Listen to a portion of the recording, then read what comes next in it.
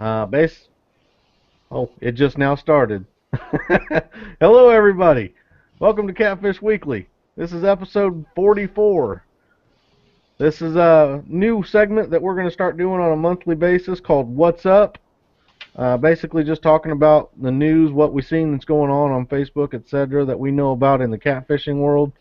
Um, So we got a few different things that we're going to talk about tonight. We'll basically just go over, each one a little bit individually. We'll talk about it. Just you guys can in the chat can feel free to chime in if you know anything that we don't know or whatever. Feel free to let us know, and we'll try to get the information out there. Um, how you guys doing tonight? Good. Lyle, Chuck, Doing Doing good. good. good to hear. Everybody out there in chat, you guys all doing good? So first topic that we have tonight is the Collegiate Catfishing Association. Um, I seen a little bit about them posting it on Facebook. I talked to Aaron Wheatley a little bit about it. I know we're gonna see if we can't get these guys on the show. Um, Basically, a little bit about what's going on. You guys may or may not have heard about. Mark Cooper is the founder of it. Basically, trying to get catfishing to be a collegiate sport, and he's out of the University of Tennessee. And so I believe that's the first one in the country. I think Aaron talked a little bit about how it actually became like an official, officially ranked sport for University of Tennessee. They got it all official. They got the word back or something like that. So I know we're probably gonna try to get a hold of them, get them on. But Lyle, Chuck, what do you guys think about the whole catfishing as a college sport? Well, I think it'll rival the bass stuff in a short time. I talked to Aaron about it some time ago, and I told him when him and I was visiting about it that if we could get something like that going, especially if Mizzou would put something together like that, I'd try to get behind a team and try to help them out a little bit. I just think that's a great thing, and I've told you guys before about different times when there was tournaments and they was weighing in their 3 and 4 pound bass, and we'd bring in 40, 50 pound catfish, and all the crowd watching the bass weigh in would come over and watch the catfish because there's just no comparison when you're talking. It's not peas and carrots. I mean, it's a world of difference when you're talking about weighing in fish from a catfish tournament, even channel cat tournament. So, I'd like to see them get involved with that. I'd like to see it be more than one state, and if Mizzou would get interested in it and they put up a team or two, I'd try to get behind them and help pull them out. What do you think, Chuck?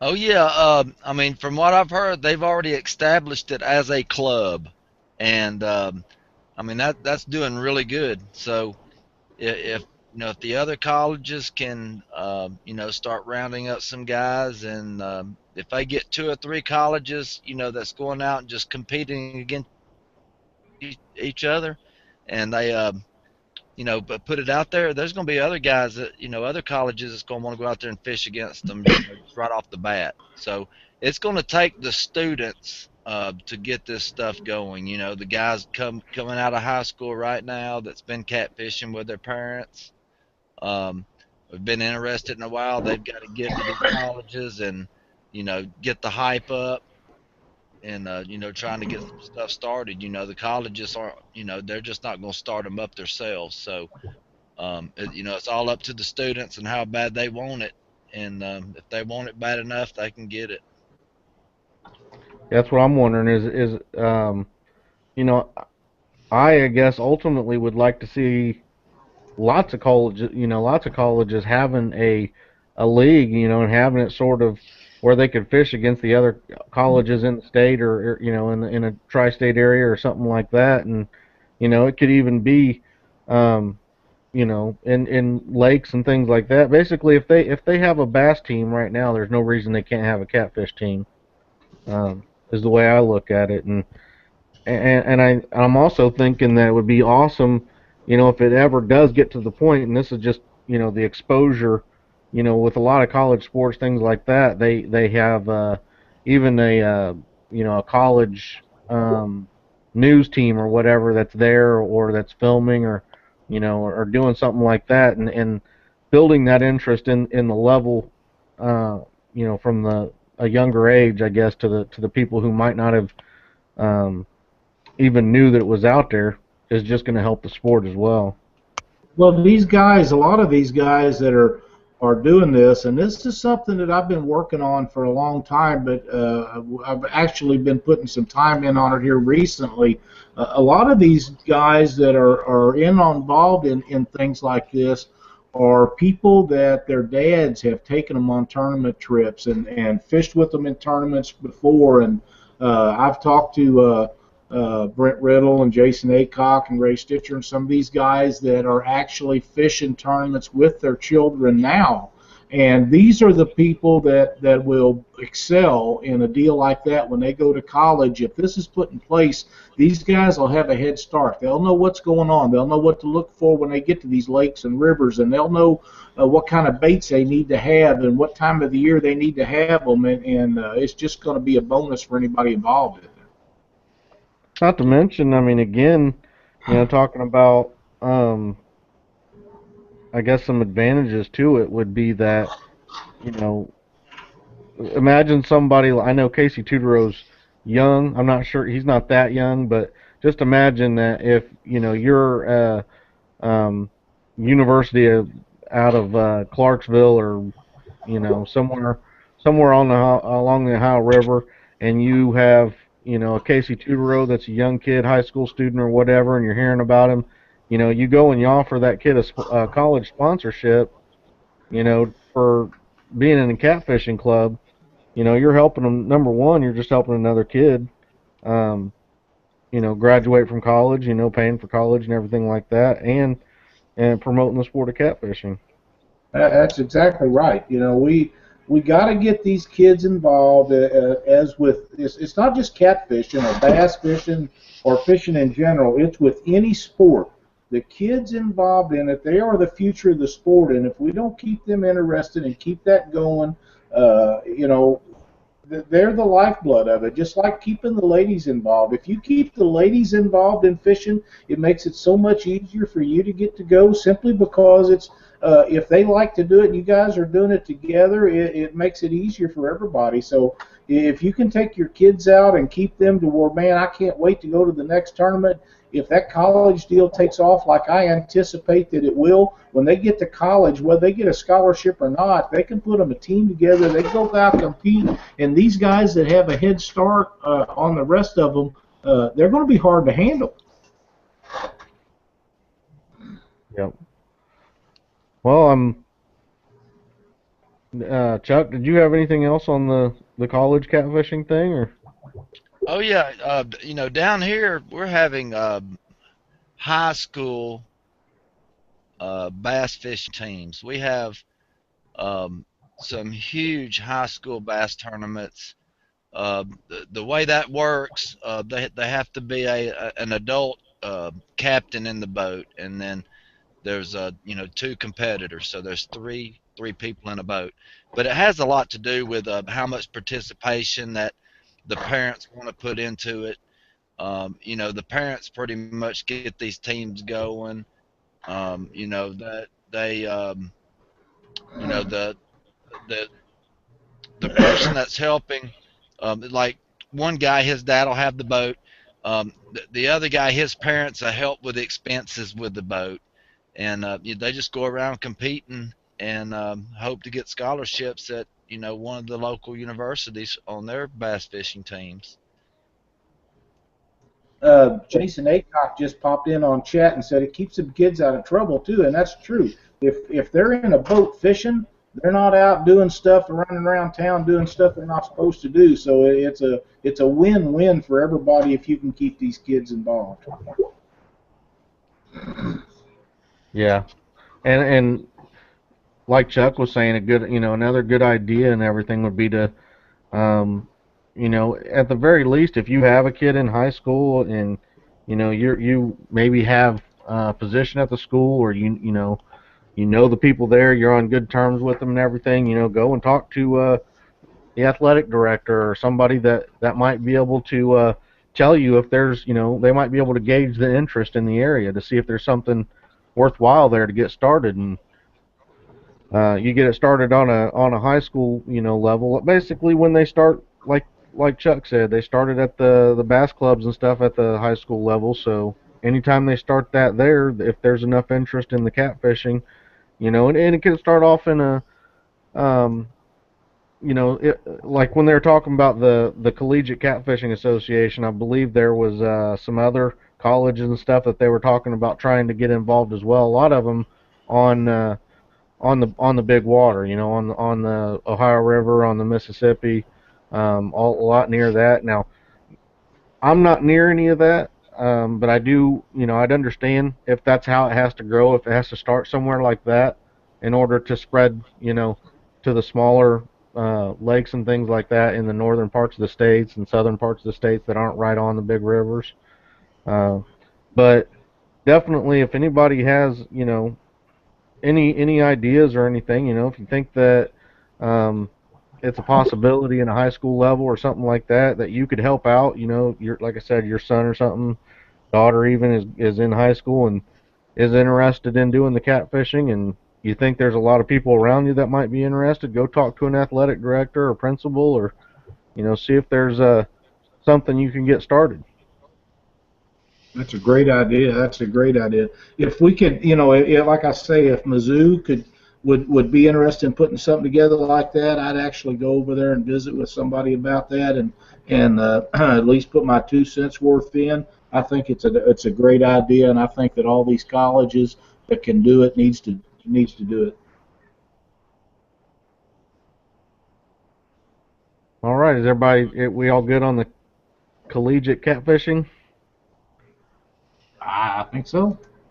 All right. Um, Next subject of the night I got is old John Harden here in chat with us. Harden Catfishing. Just recently wrote an article, got it put in the Coastal Angler and the Fishing Angler magazine, fishing magazine. The title of his article was "The Underrated Sport of Trophy Catfish Tournaments." I had a chance to read through a little bit of it. I don't think I read the whole thing. I could have. I just don't recall. I do a lot in a day, believe it or not.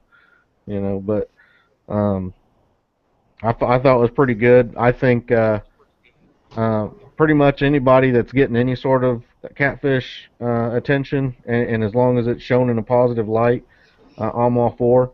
I know there's I hope John understands there's going to be people that are going to be jealous that he got his article in a paper. Um, Sometimes that's just what you got to deal with. Don't let any of that ever get you down. What you did was awesome, man. I appreciate it. I'm sure there's a lot of others out there that do too. Um, but what do you guys think about this article?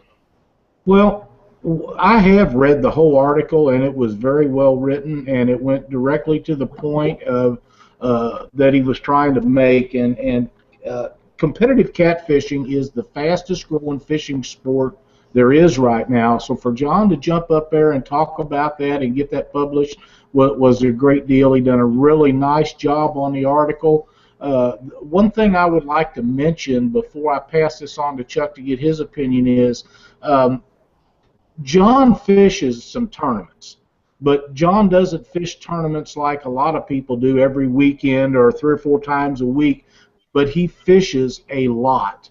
And he fishes for bass, and he fishes for crappie, and he fishes for catfish, and he supports a lot of people that may help him along, but this is a guy that goes out and fishes a lot of nights through the week, and I wouldn't exactly classify him as a tournament fisherman, although he does fish a lot of tournaments, but he's the kind of guy that everybody says, well, we can't get any support, we can't get these guys to talk to us. Well, John gets people to talk to us because he does the right thing.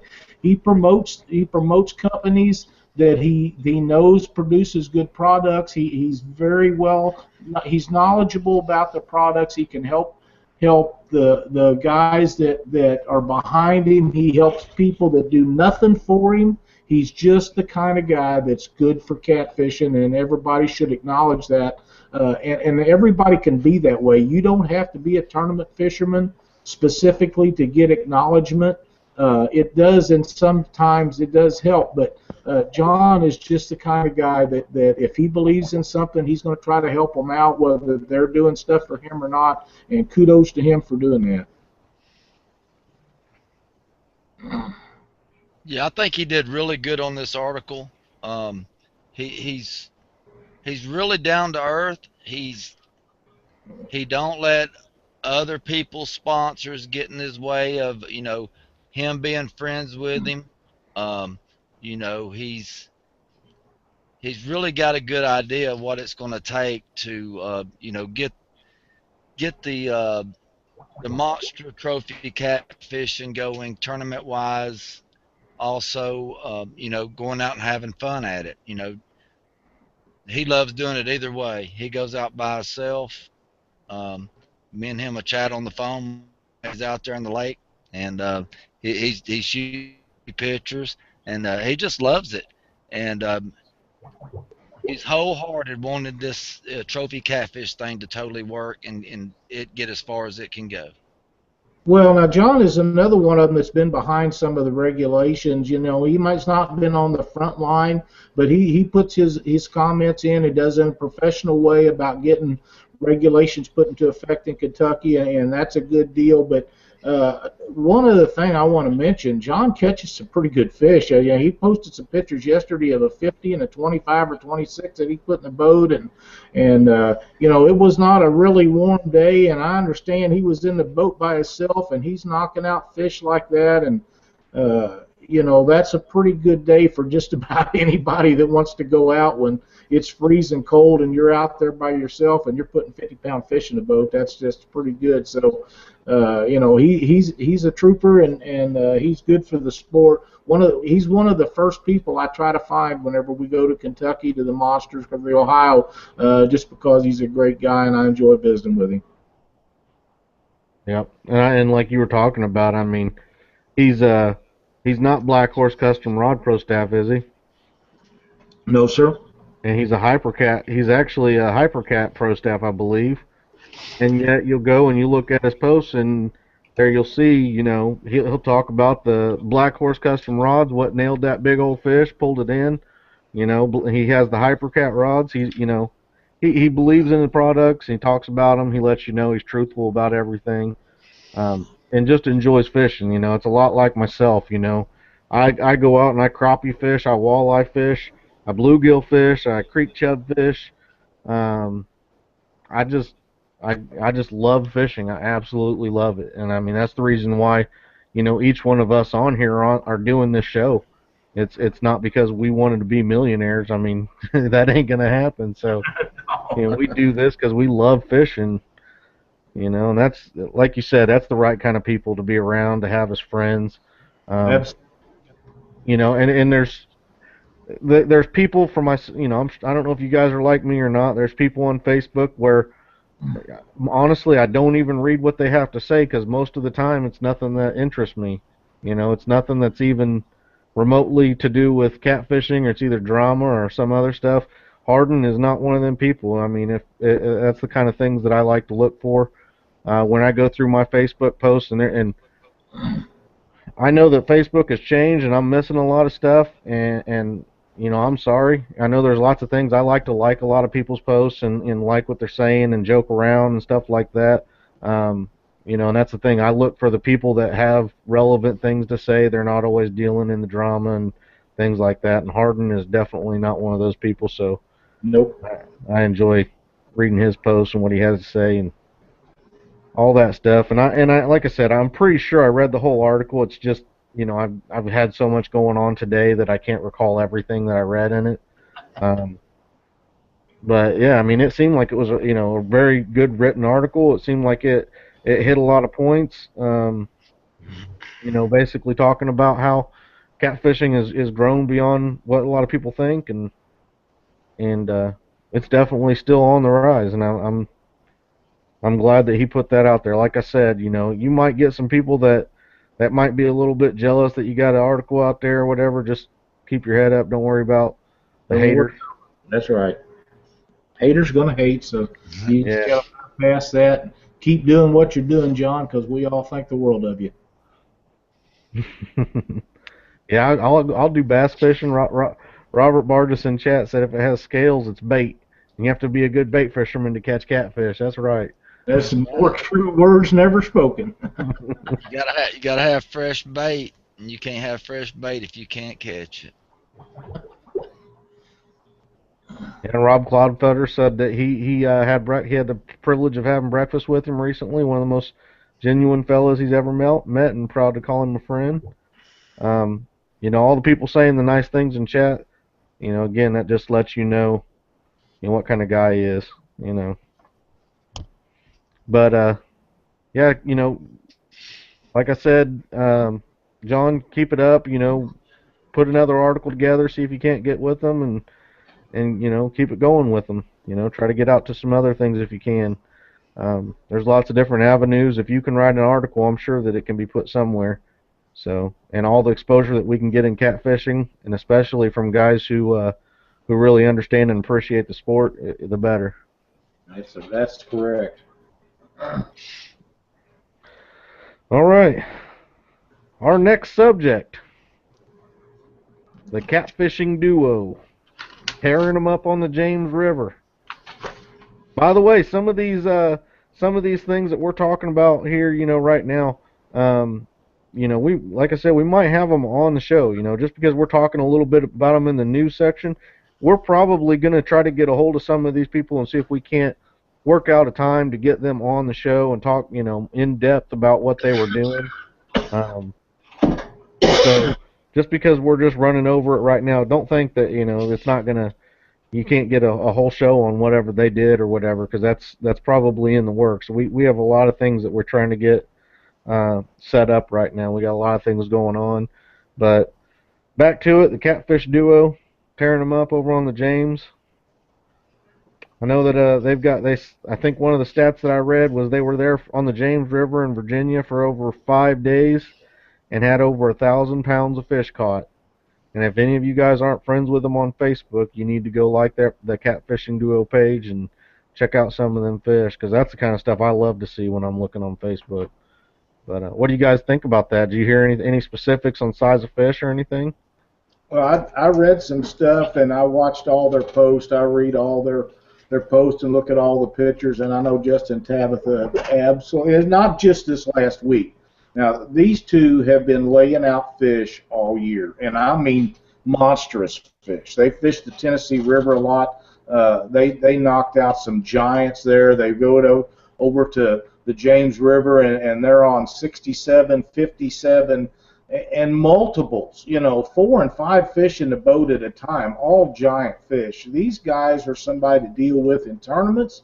They go out and fun fish. They put the same kind of fish in a boat if they're fun fishing or if they're tournament fishing. These are people that the catfishing community are proud of. They do an outstanding job. They post their stuff in a professional manner as to not to offend anybody. The fish are great. They got good quality equipment to work with. It's clean. It's nice. Their appearance is the same way. And these are the kind of people that catfishing just loves to see pictures of. And to tell you the truth, I enjoy very much reading Tabitha and Justin's post. I love seeing their pictures. And boys and girls, I'm telling you right now, in the next year or two, if these guys continue to tournament fish, they are going to be somebody to deal with. They really are. What's their names? Do you know, Lyle? Justin Connors and Tabitha. I can't remember her last name. I'm at a loss. I'm sorry. Not married? Is that Justin that's on? Yeah, he's on the chat. Are you guys married? And what's your significant other's name? It's going to take him a second to catch up with what we're saying, but gosh, well, I feel bad about not knowing that. That's terrible. But I mean, them guys are laying them out. I mean, they're just one right after the other down there on that James River. They put some monstrous fish in the boat. Linville, Tabitha Linville. I thought that was right, but I wasn't sure enough to say it. Thanks, Rob. But I mean, like I say, I watched. I tell you, I was so interested in these two back in the summer that when Tabitha was at home taking pictures of her canning, her cooking stuff, I was reading her post and watching her canning pictures because you just never know when they're going to pop up in the middle of fixing that salsa and stuff and have a 70-pound fish in her hands, you know. So I just can't say enough about what they've done this year and even before that. But they have been on fire, and I know, Chuck, you probably got some input on that, but these guys are just awesome. Oh yeah, they do really well wherever they go. You know, when they were fishing tournaments during the year, they were always in the money. I even seen one time where Justin had to work, and I believe Justin's father went with Tabitha so they could stay in the points or something, and I remember that. they still placed in the top three or something. I can't remember what it was, but they did really well, and kept the points going. So they're really committed to what they're doing, and they're just somebody that you're gonna have to contend with week after week if you go out in the East and compete with them on the weekends. Yeah, I'm not really sure where they're at, but they fish a lot of Virginia water, I believe.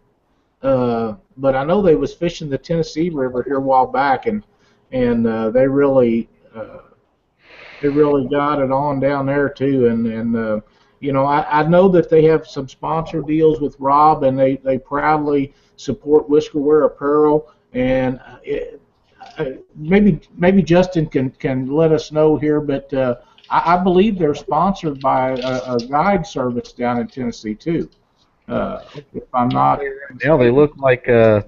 look like Whiskerware apparel models in some of them pictures. The way they got all them fish lined out and got the get your catfish on down the sleeve, and I'm like, They got it man, going on. I mean, these guys really do have it going on, and anybody that would pick up a team like that, they'd be very proud to have them on their staff. And like I say, they just I really felt bad when I found out that they was Justin and them was down at Monsters of the Ohio, and I tried to make an effort to get in touch with everybody that I wanted to talk with or wanted to talk with me, and somehow we missed each other down there, and I'm kind of sad about that because I know there are people that I should be involved with or talk to or know or deal with or something, but next time I'll make a more legitimate effort. We got tied up too much with so many people, and I just somehow missed them, and I felt bad about that.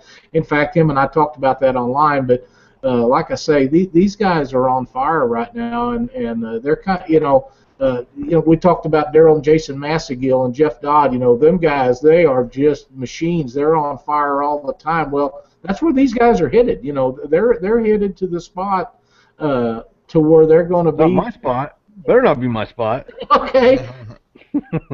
Justin says they live in West Virginia and they fish the Kananawa and the Ohio rivers mostly, but they make several trips to the James, and they put a hurting on the fish down there. I mean, they really did.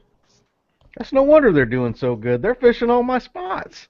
Yeah, Yeah, I see a West Virginia record being broken pretty soon.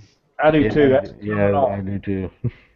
Scott Manning, Tennessee River Monsters, is the guy I was trying to think of, and I couldn't think of his name. But and I'd talked to him before about Justin and Tabitha and online, and he told me that these not only do they do an outstanding job, that they're really good people, and I'm quite sure that he told me correctly from everything I see that these guys do. They're just the kind of people that we all want to be involved with. Okay. Got anything else on them guys?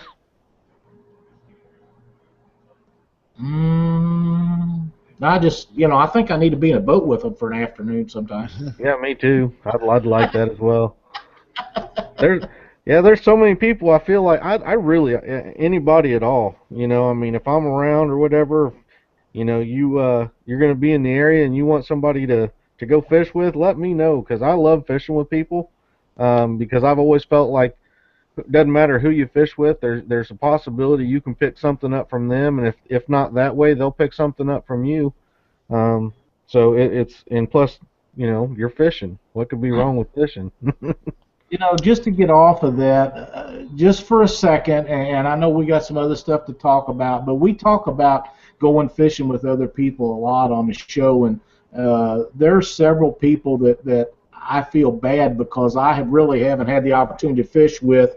One of them being Brent Riddle. I know Brent is just, I really think the world of Brent, and uh, Russ DeVore. Of all the things, I don't guess I've ever been in a boat with Russ, and one of my favorite guys to be in the boat with. I always happen to be lucky enough to be in the boat with Ricky Bracken and Harold Dodd, and Harold is such a great guy for the sport, and he hadn't been doing much in the last couple of years, but that was one of the best times in the world. I'd love to fish with Justin and Tabitha, but I got to tell you, if I could get a day and find a big old pontoon that somebody would let us borrow for a little while, I think having Jason, Daryl Massengill, and Jeff Dodd on the boat, just to be set back there with them guys, I just think that'd be so much fun. I don't know how you could beat it with a stick. Yeah, and they when I talk about guys putting pictures on Facebook and then backing it up, what I mean by backing it up, that they're flaunting their pictures, and if people send them a message and stuff and ask questions, that's what's going to make the sport grow. Take time, and these guys that, most of the time guys message me, I don't know them, and they're asking questions, did you catch this fish? What was you using? What foot of water? What kind of rod do you recommend me? And the next thing you know, you see these guys out catching fish. You help them out, and pretty soon you start seeing them, start posting some pretty decent fish, and then all of a sudden they're on up there and they're getting their personal best. And it really helps out, when these guys message you and you spend a little bit of time answering their questions. You really And see. that's 100% true.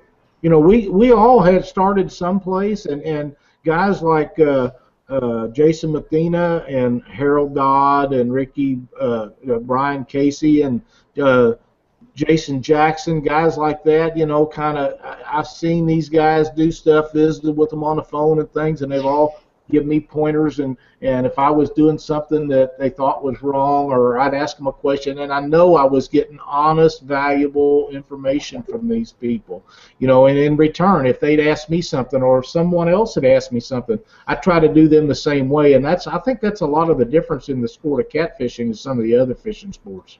Yeah, I mean, nobody's going to give up. They may have a little secret or two that they want to keep under their belt, but um, you know, usually most of the time everybody's going to tell everything that they know, to help these other guys out, and Yep, that really helps a whole lot.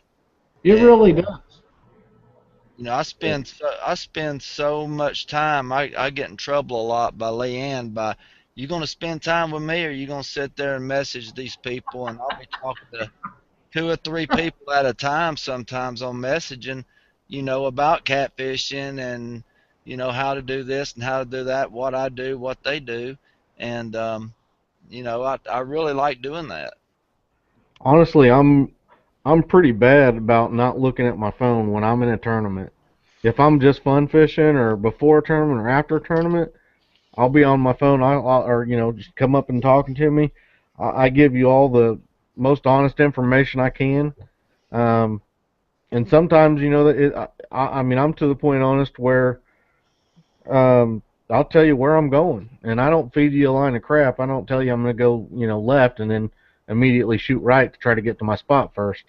Um, I feel like I've learned a lot each year that I've been doing this, and I think that for a lot of newbie fishermen and stuff, you can tell them anything in the world, and it still needs to be them out there doing it and figuring it out.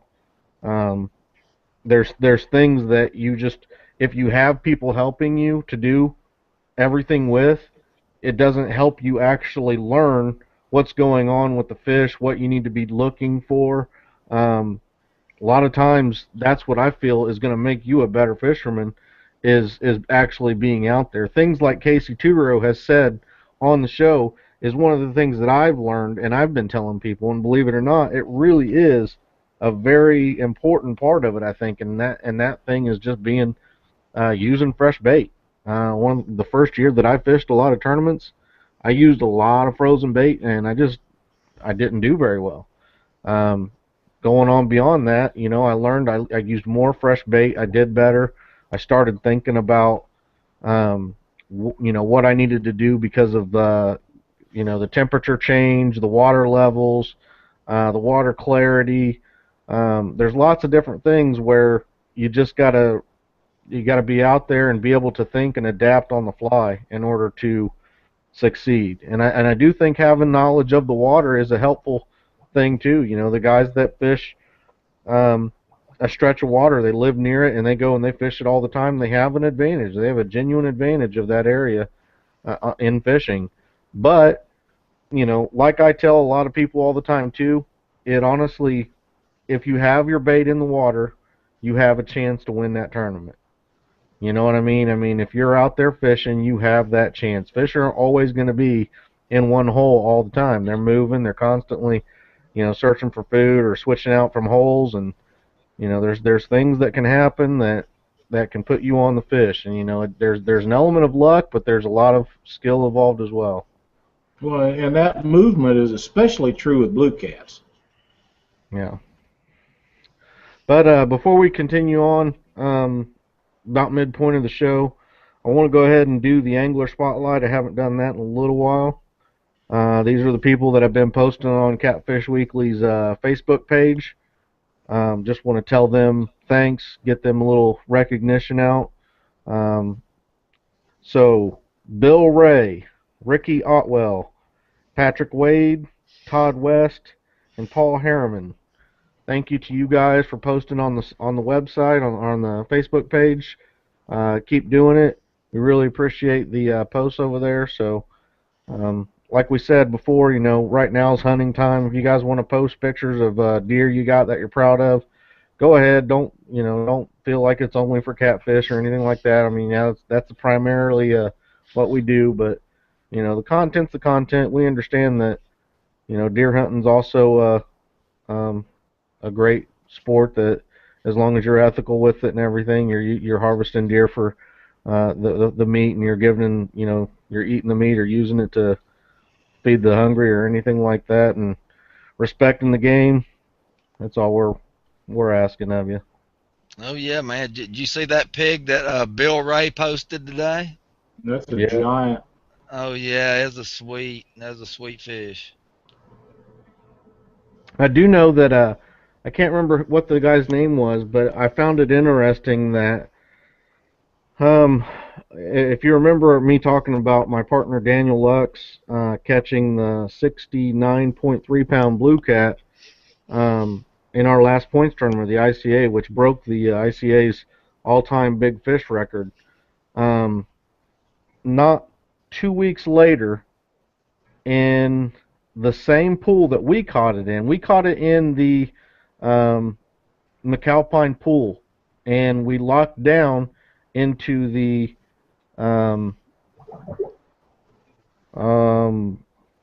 what is that? Cannleton pool. We locked down into the Cannleton pool and had our weigh-in. And the weigh-in was directly below the Cannleton pool. But 2 weeks later, a guy posted on Facebook back from the McAlpine pool a 69.2 pound blue, which very possibly could have been the exact same blue that we had caught and released in the pool below, which could mean that, just for, thinking about it, kind of research, that fish was caught up in that McAlpine pool, went and locked back through that lock because he wanted to get back up to a specific area that he was going, or just because he was migrating that way. I don't really know. But I found that it was interesting. It was almost exactly the same size blue. Could it have been a different one? Yeah. Honestly, is it a shot that it's the same blue? Yeah, because it's the Ohio River, and there's not a lot of them big fish around with all the nets and everything that's in that river. So could be the same exact fish. Interesting. Um, Also, the um, the giveaway for this month that we have going on, and last month, the Gone Fishing Adventures um, guided trip with Gary Turner. There was a couple new people that signed up. I'm going to go ahead and list off the names. If you're not on this list of names, that means you're not entered into this contest. So right now, the list that I have is Leon Higdon, Mike Kafer, Heath Malone, Seth McAllister, Dennis Mayo, John Harden, Janet Fox, Teresa and Dave, Kevin Owens, Chad Wall, Steve Einbody, Vince Nadowski, Nick Goodall, Major Brown, Jason Malone, Ricky Allen, Larry King Jr., Cheryl Lynn Butler, Matthew Ryan Evans, Bill Wright, Joshua DeBoard, Jason Fish, Chris Workman, Michael Johnson, Bobber Stop LLC, Chris Parker, Kimberly Vance, Ron Streeter, Ray Stitcher, Shannon Strokirch. Those are the people that we have right now that have went over to the Gone Fishing Adventures Facebook page, liked the page, went down to the picture that is the Catfish Weekly and Gary Turner holding the big blue, like the picture, post a comment on the picture, and mention Catfish Weekly in the comment. There's a few people that have made posts underneath that picture that did not include Catfish Weekly, and they're not on this list because that's the rules. You got to make a comment with Catfish Weekly in the comment.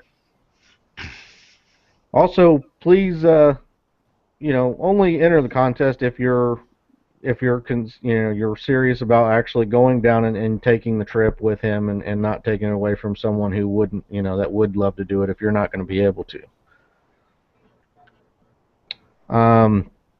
Also, what Gary has talked about is that lake, one of the two lakes that he's taking you on down there is a good chance that you'll possibly be able to get a lake record or state record flathead. I believe he said there's some giant flatheads have been brought out of them lakes. So and the current records aren't very big.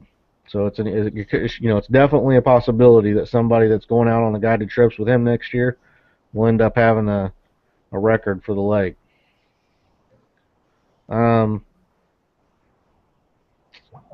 Also, the other thing that I got is if you guys have been to there's a Catfish Weekly group and a page. You may have seen me post on the page the GoFundMe for Jason Malone's daughter, Brooke, who, if you remember a while back, we talked about how she had a few strokes and she ended up in the hospital for a while. She's back at home. She's doing a lot better. She's in physical therapy. The GoFundMe thing is for the BINS system. It's something that the insurance isn't willing to cover. They consider it experimental. It's a $7,000 machine. Not a lot of people have the $7,000 just laying around. So Anna Schoon set up this GoFundMe for them to help them get that set up and get that for her.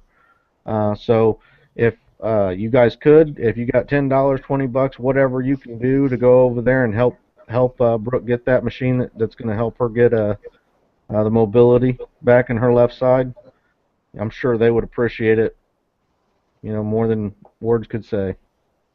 Well, this is a catfishing family that's had something dramatic happen to them, and this is the nicest little girl that you ever want to meet or see a picture out of. She deer hunts, she catfishes with her dad and uncle, and this is a tragic thing that's happened to her, and anybody that has the ability to help out, I know that they would greatly appreciate it.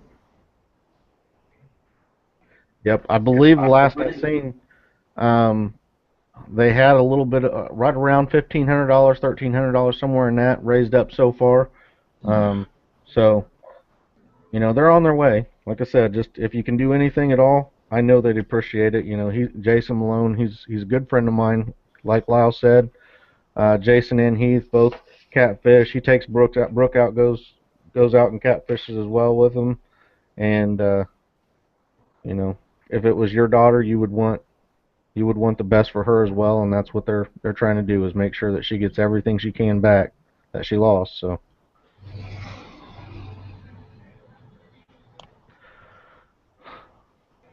besides that, um, we have Brent Riddle's custom boat. You guys been keeping up with that? That thing looks awesome. I talked to Brent on the phone a little last night, and I didn't say this to him, but I've mentioned it before. When that bad boy gets done, I got to have a ride in it. I just have to. I'm not sure that we would have to go fishing, but he's going to have to take me a ride in it. That's just all there is to it. I looking forward. I look for that boat to be done, completed in the next couple of weeks, and I've seen boats that them guys have built before. Andrew Little's got one. It's an amazing friggin' boat, and I know that Brent's is going to be as good or better, and he's got the graphic thing going on with it now, trying to get all that figured out, and I really think this thing is just going to be an awesome boat to take a ride in. Yeah, better bring your sunglasses because it's going to be shiny. Yeah, it probably will be. Today it wouldn't have mattered up here, however. Yeah, it's very interesting to see that what he's decided to do with it. Basically, he's been showing off here lately. Last thing he's been showing off is the wraps for it, some of the options that he's thinking about. And it's cool that he's putting it out there for all the other people to sort of help out, even if it's in a little part like the wrap. He's asking for people's opinions and what they think on it. And that's a boat that I'm sure, spending quite a bit of money to get built exactly the way he wants it. So to even think about what random people would want to do with any part of it, it's a nice gesture. Yeah. Well, it is, and a lot of these people that are commenting on that, they've never met Brent or anything else, but you get to know people online, Facebook or on some of the forums, and when I met Chuck down at the Monsters, I knew exactly how Chuck was going to be. I knew he's going to be just like he was, and you was the same way when I met you last year. I knew exactly how you was going to be, and I really think that that's how that Brent takes to heart of what some of the people think, and not so much as some of the others. And but Brent's got a really good idea. He's been doing this a long time, and he knows what he wants, and he takes all the suggestions into consideration. But in the end, he's going to make it just to be exactly what he thinks a catfish boat should be. Oh yeah, and when he's totally through with this, I believe he will not have any problem breaking it down for anybody who wants to venture into a custom boat. Let you know what this costs, what that costs. He's just that type of guy. Yep. So I don't believe he wants to do any of that until it's totally finished. Because as of right now, he still don't know how much money he's going to have in it. And from what I've heard, after he gets it floating, there's still other things he wants to do to it, but he's not in no hurry to do them. But yeah, like those he'll front, break it down for you. And, yeah, he wants to. He don't know what he wants to do with them yet. I mean, he's just got so much room up there. He could do about anything. But yeah, he'll be able to break it down for you, let you know, give you some ideas, and I'm sure he researched other hulls and stuff like that. So I've asked questions on Facebook before, and he'll send me a message and say, "Call me." Right. And yeah. I'll call him. I won't even look at my Facebook post again. And he sits there and tells me what he thinks, and usually he puts me right on track. So yeah, he's one of the guys who has spent time with me, and he don't have a problem doing it. Ron Streeter asked, "What's the name of the boat?" It's a precision jet boat, I believe. From what he was saying, it's not going to have a jet a jet outboard on it. It's going to have a prop outboard on it. Yeah, they built it either way. So it's Precision Jet Boats as the manufacturer. He's calling it the Monster Cat, and I'm not 100% sure that there. I know people are concerned that it's going to be said that the shiny stuff is going to be an issue with him, and I'm not sure that he is 100% about leaving that shiny all the time. But I do think he's going to give it a try, and he may like it that way, and he may change that at some point. Yeah, he said Whiskerfish asked what's he going to do in the summer when it gets hot from the sun beating down on it. So that's why I'm sure I would. I know if it were my boat, I'd put some sort of the non-slip coating on it, the way that, Sea Arc and Express and all them coat their paint. They paint it, and then, I don't know for sure that he's going to leave it that unpainted finish, but I would think that he would. I would think that he'd eventually paint it. He was talking about post the other day something about a white rubber mat. I'm not sure exactly where or how, but that's one of the ideas that he's rolling around in his head right now. Yeah, I know he'll get it figured out to where it's going to be comfortable, and it'll be exactly like he wants it when he's done. And I would find it hard to believe that he would leave that like that, but I do understand him wanting to try it and see if it's going to work out for him. Yeah, I think he's going with the same seats I got, the white Temperance high back with the arms on them. I believe that's what he's going with. He said he's had a set before and he really likes them. Well, these look really comfortable. So we'll see. Hopefully he'll have it. Now, hopefully I can get me a ride in it too.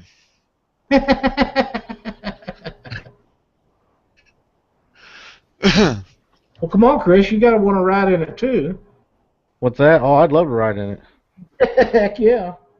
Yeah, I think he took 300 horse Evinrude's what he's thinking about putting on there. I think 300 horse.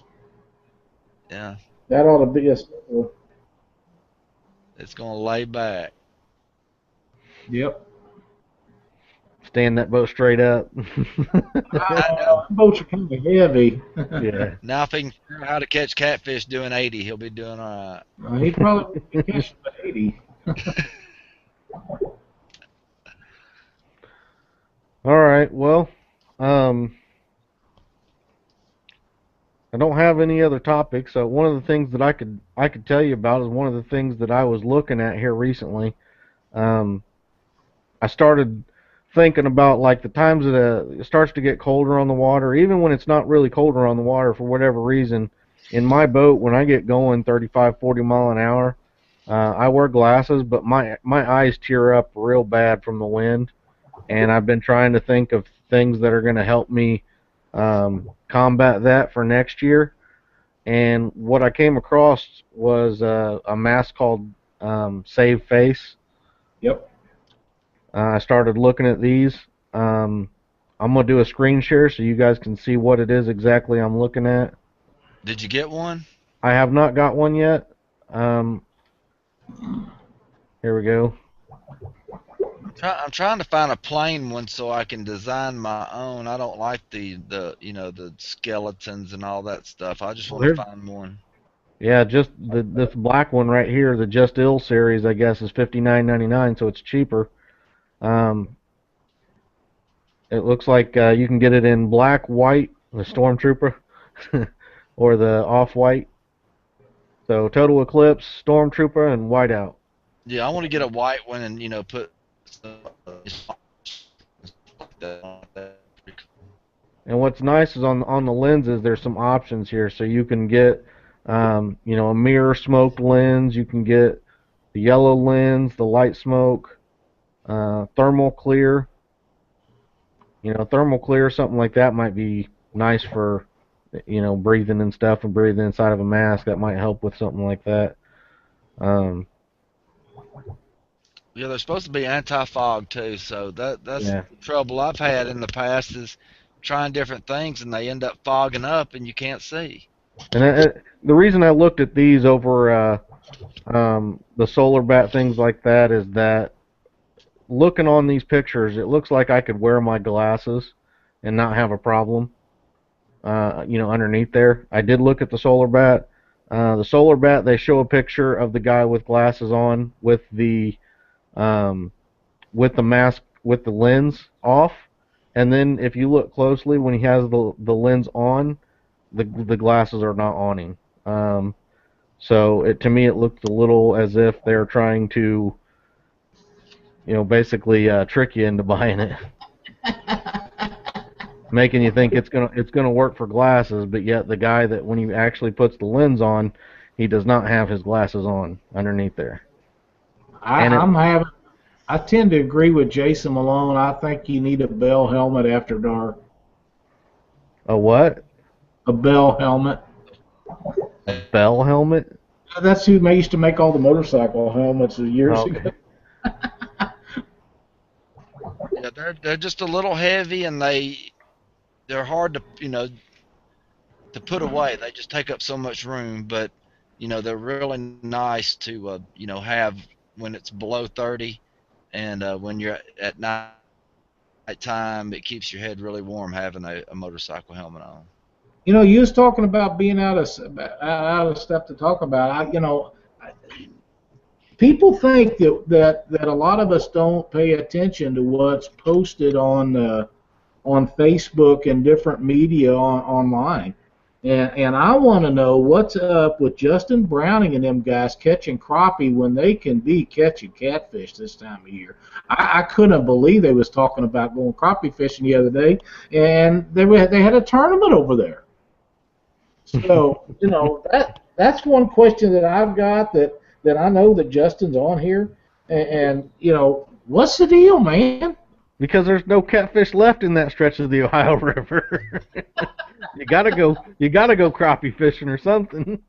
Oh man, I just wanted to get on him a little bit. I've met Justin. He's a really fun guy to be around, and he takes his catfishing very seriously, and I'm glad that he does.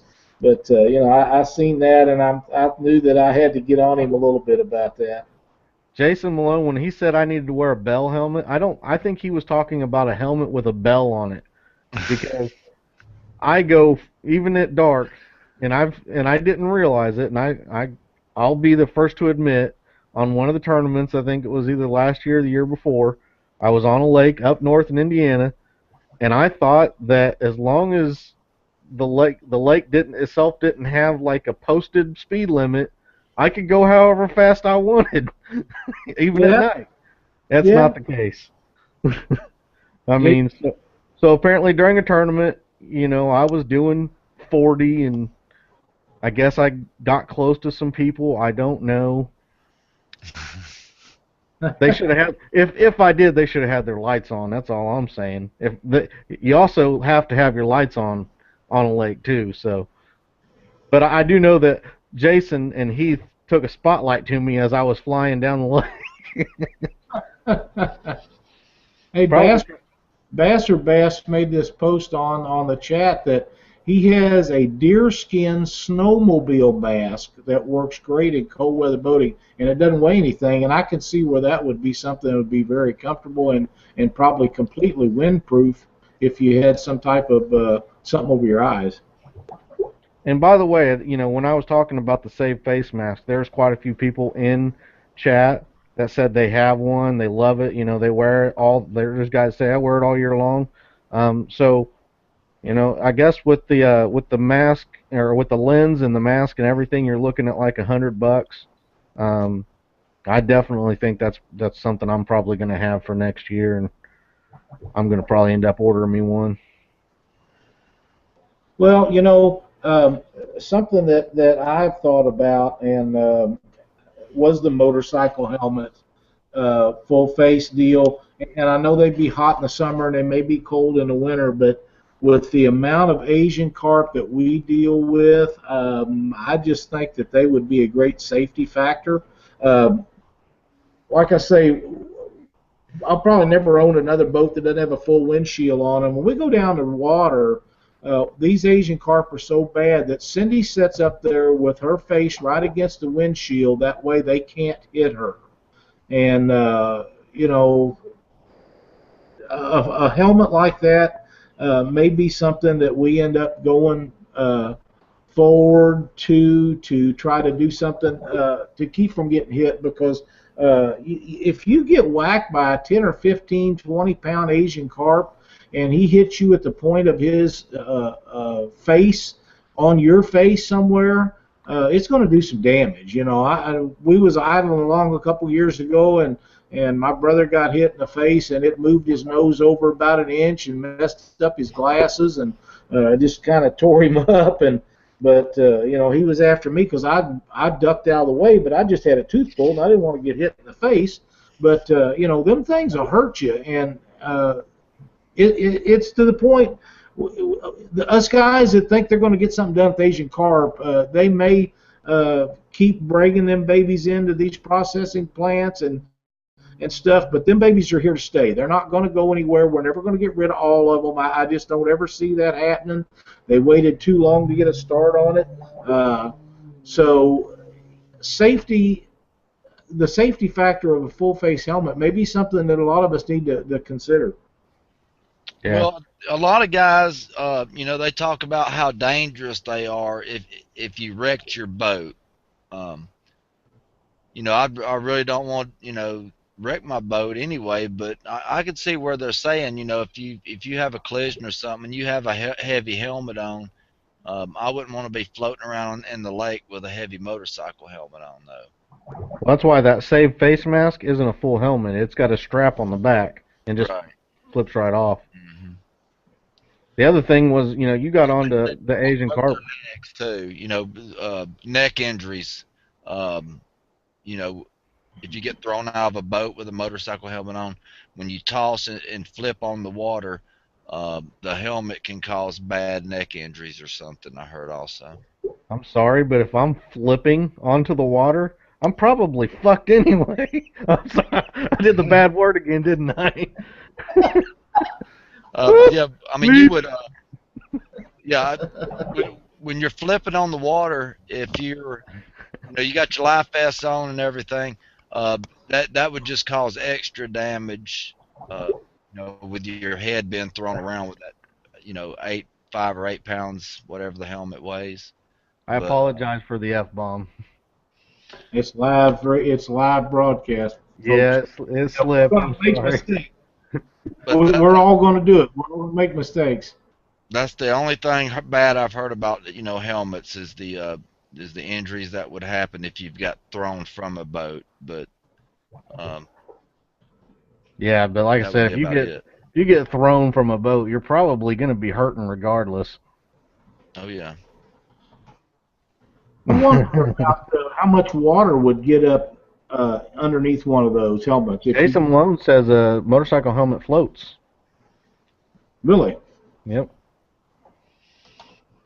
And he would know. He used to run a motorcycle shop, I believe, so. Yeah. That's true. Well, anybody got any thing going on about winter fishing right now? I mean, I know it's winter, and the people are fishing, everybody but me, but like I say, it was 20 degrees today and here, and we're going to have single digits tonight, so it's going to be a few days before I get back out on there. So, yeah. I think go ahead, sorry. No, I say I know there's guys that are winter fishing, so yeah, I mean, I think with this with the weather cooling off so fast, I think the real cold weather coming in so quick, if you've been watching Facebook and you hear what we're talking about, people are catching a lot of good fish. You know, it's not technically winter yet, but the winter fishing has started. I think, you know, people are out on the water right now, you know, John, Harden, and all them, they're catching fish. So I think the bite's on. Some of them boys over around Kansas City, I've seen some pictures they've been posting, and they have been laying them out over there. I'm betting old Brad's wishing he had a tournament going this weekend. They've been catching some giants over there, but they've been catching them over all summer. Yeah, I'm gonna try to get up and do some winter fishing this weekend or the, Thanksgiving weekend up in the Upper Tennessee River if I can get up there Now hold it, Chuck. around the Knoxville area. Hold everything.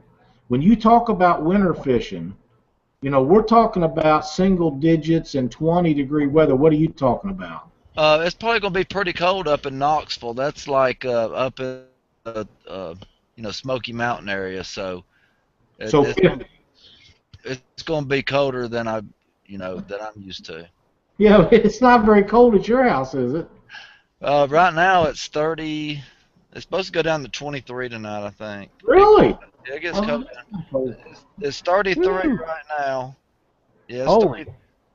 Yeah, it's 33 right now. I think it's going to go down to like 23 tonight. So. I don't think we've seen a 30-degree day in the last week here.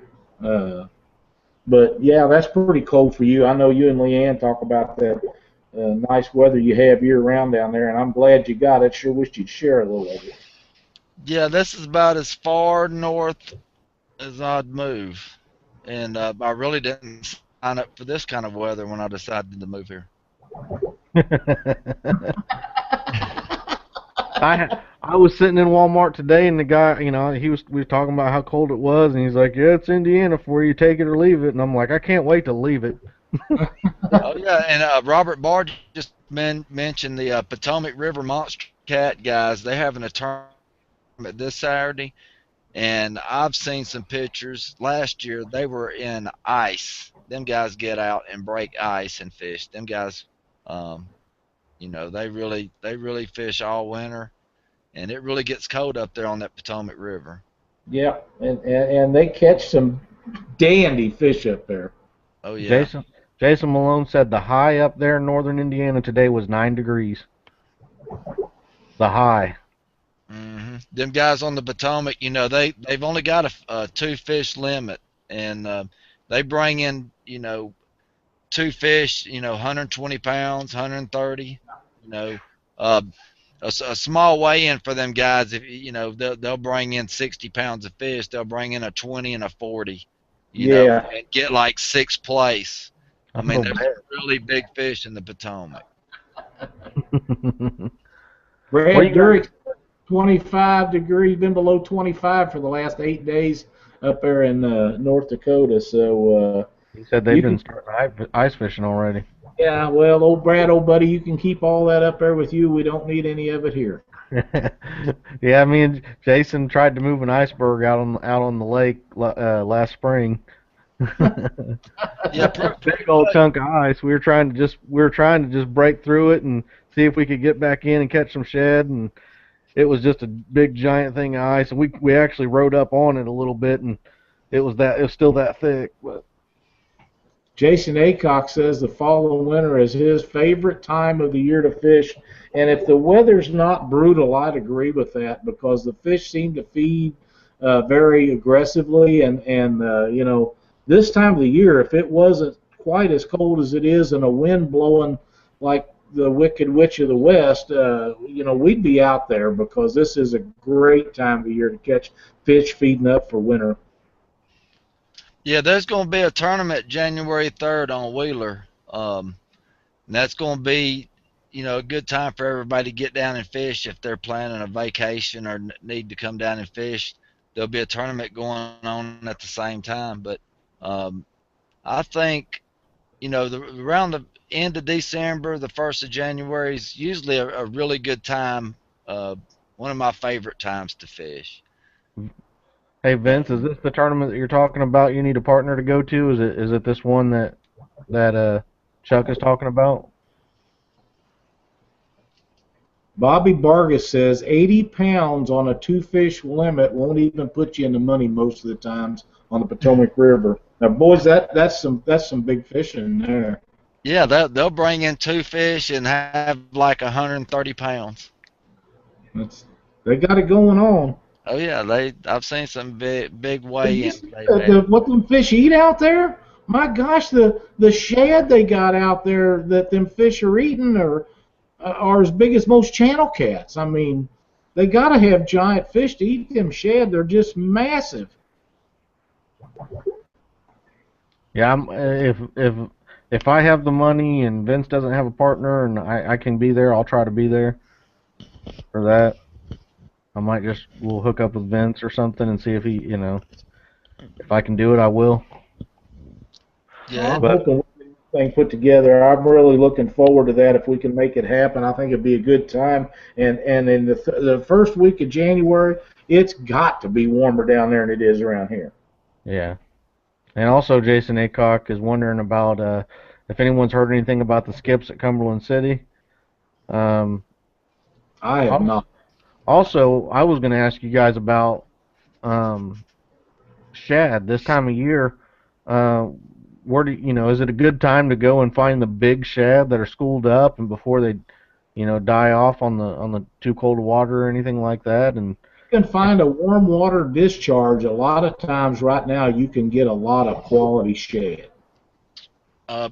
causeways going up into sloughs around the bridge pilings are usually just loaded with 12-inch gizzard shad on the Tennessee River.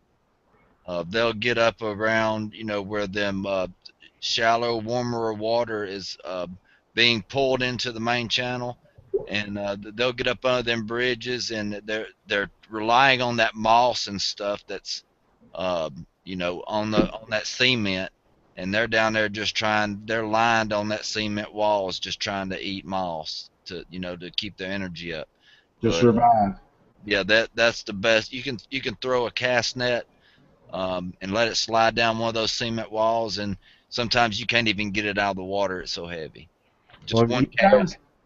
even though I was just talking a little bit ago about having fresh bait, um, it's always good to have frozen bait to take with you on a tournament, just just in, in case. yeah. Now, you guys that are watching the show and not watching it live, our live chat, Bobby Vargas has just posted that on the Potomac River they're getting 2 to 4 pound gizzard shad for Yep. bait. Now, in my area, a big shad is 8, 10, 12 inches. That's a huge shad. I Yeah. can only imagine a 4 pound gizzard shad. I mean, that's a giant. Yeah, Guys, guys go out and fish for these for the fun of it, and you think catching 2-pound skipjack's fun. I've seen some YouTube videos where these guys have gone out and they're actually fishing for these big American shad and stuff on the James River and the Potomac, and it's like fighting largemouth bass. That I've seen some Now, that big. They now really guys, bite. that's the reason. Them baits like that is the reason those fish get so big out there. Yep. Them You tidal know, bait water. like that, and yeah, that tidal water with those huge ass gizzard shad and big American shad. That's why a two fish limit will weigh 120 pounds out there or Oh, more. and they're talking about that they're eating all the blue crabs or whatever and all these extinct fish. Man, they don't need to even try to eat no hard shell crab or nothing. With all them shad and stuff, they don't go after no darn crab. no, I don't think so. No, they're not gonna mess with them crabs when they got all that shad and stuff to eat. Them guys are just talking nonsense. Oh yeah, they're just upset, because they're doing so well and all. But I If don't you see. guys would sit there and think about how much money that them blue cats are bringing into that state in revenue, they would hush up about it. I promise you.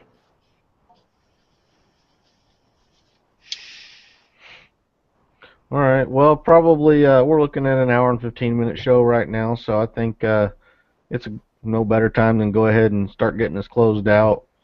Um, Chuck, you want to go ahead and do your closing? Yeah, I really don't have that much to say, but you know, now's the time if you're going to try to do some tournament fishing next year. Uh, get with these guys that you've been trying to impress all year. Get order you some jerseys. Ask them if you can throw their name on it. It makes you look good at the tournaments. even if they don't give you a discount, get out and support these guys that are, putting stuff into this catfishing, and it'll come back on you in a good way. Um, right now these sponsors, they can't give you a whole lot of money. Maybe a 5% discount, but get out and beat on these guys' doors, and get some guys' names on your shirt. You got a nice looking appearance at the tournament, and the sport of catfishing will grow a lot faster if everybody supports these guys, these small businesses. They're out thriving, trying to keep this sport going. I noticed that Jason Acock just made a post on our chat that says that him and his son Carson and Hunter Jones are headed down to Wheeler the 26th of December. So I'm assuming they're going to hang around, fish that tournament. I know Jason fishes a lot of tournaments, and him and his son are outstanding fishermen. They both have caught some giants this over the last year or so, and Hunter fishes with them some. So I know that they'll do really good down there. One thing that I don't have a lot of stuff. We don't have any tournament information other than the tournament coming up on Wheeler that I wanted to visit about. One thing that I would like to ask all look at the picture of them shad that just got posted. Wow. I've got this up on here. This is the Robert Barges that he's talking about, them 2 to 4 pound shad. He said that cooler's 30 inches long, so you're Them looking are at a huge. 22-inch shad. 22-inch shad. That's giant. That's just my guess, in that area there. Wow. 24-inch shad, I don't even know. What I wanted to mention to everybody is I know that you guys, we're trying desperately to get a handle on how many viewers we got and different things. And if you guys watch us on YouTube, hit the like button, leave us a comment, like us on Facebook. That's the only way that we're able to get any kind of an idea at all of what kind of impact the show's making. We all feel like it's doing very well, and we're really having a good time with it. So any help that you can give us is so we know what we need to do, how we can make it better, how many viewers we got. All that would be very much appreciated, and try to do that. And we had a really great crowd online tonight. And by the way, the Monsters on the Ohio interviews are all posted. You guys can get on and watch those. And I do have, the one had some audio problems on the interview with Jody Bevins, and I just received it back today repaired, so we'll try to get it downloaded and get back up so you get a better idea of what Jody had to say in his interview. I know it was hard to understand, so we'll get that fixed and get it up for you. But thanks everybody for being on the show, and we're looking forward to big things. And don't forget now, the first of the month we're going to be coming up with this deal we've been telling you about, and I think you all going to like it. Yep. Basically, what Lyle was saying is that we have viewers that are watching live on YouTube. We have them that are watching it on Google Hangouts. We have them that are watching it straight from our website. So really, the statistics that we're getting aren't very accurate. And when we go to look to promote the show with different sponsors and things, they want to know exactly how many people are watching the shows, and we really can't give them an accurate number because of the way that everything's working right now, and there's not really a way for us to do it any different. So the best we can do is give them a general idea of what we think that it's at. But like you said, if you can go over to YouTube, if you're watching it from Hangouts or you're watching it from the website, go over to YouTube, look up Catfish Weekly, subscribe to it. Us even being able to tell them how many subscribers we have on our YouTube channel helps us, and the more we have, the better. So subscribe to us on YouTube. Leave us a comment on Facebook. Yeah, there's lots of things you can do. That if you're just watching the show, you've never got on chat, you've never posted a comment, somehow get a hold of us. Let us know you're watching the show, so that way we know there's people out there watching it and everything that we don't know about. Like he said, there was a lot of people. There's over 22 people, I think, in the chat tonight. it's quite a bit. It's growing every single week, it seems like, and I know that, as the colder time comes on, people are sitting at home. It's a good thing to come and chat with us and talk about some catfishing, and it is a good time, like we were just talking about right now. Even though it's cold, if you can get out there and brave the cold and it's safe and everything, there's some good fish to be caught right now. Don't just automatically dismiss it because it's wintertime that you're not going to catch any fish. It can be the best time to catch a big old blue catfish. Oh yeah. We did pick up a couple new super fans. Chad Wall became a super fan. Denise and Brian, I believe they're sending me their money for super fan. We also got a new sponsor of Vince Nadowski. He's going to be putting up a couple ads on the website. You should be looking for those in the next week or two. But he's paid for those. So those are going to be coming up on there, and then of course the new one that's Aaron Wheatley with Monsters on the Ohio is there. He started taking reservations for or registrations for the 2015 Monsters on the Ohio tournament. I have went ahead and I talked with the guy that I fished with this year, Alex Nagy, and we're going to be fishing again together next year, and we should be on the list here soon. I can't wait to fish with him again. Hopefully this time we'll do a little better. I don't want to bring him out again and skunk with him again. So I think I promised him we ain't gonna skunk this next year. So. Well, Alex is a really good guy. You've hit a home run with fishing tournaments with Alex. Yeah, I think so. He does seem like a really good guy. I believe, like I said, you guys know how much the advertisement is. If you think that you want to have an advertisement up on the site, just get a hold of us. Let us know. We'll get you set up with an advertisement on the site. I believe that's all I have. I do know that I talked with my contact with Johnson Outdoors, and I do have the good news that I will be retained on for the next year with Humminbird, Johnson Outdoors, and Minn Kota, all them guys. So thank you to them for keeping me on for next year. I know we'll probably have another episode on sponsorships again here soon, but just so you guys know, it's not a bad time to start contacting these guys too and letting them know for the 2015 year, because every company's going to be a little different on when they start for their setting up their pro staffs and things, but it could be the time to at least get in there and find out with them if you're interested in being a pro staff with them. But thanks for everybody on the show. Thanks to all the people that came into the chat and chatted with us. It's been a great show. I'll let you guys know what the topic will be for next week, hopefully sometime soon. But until next time, make sure you stay out of my spot.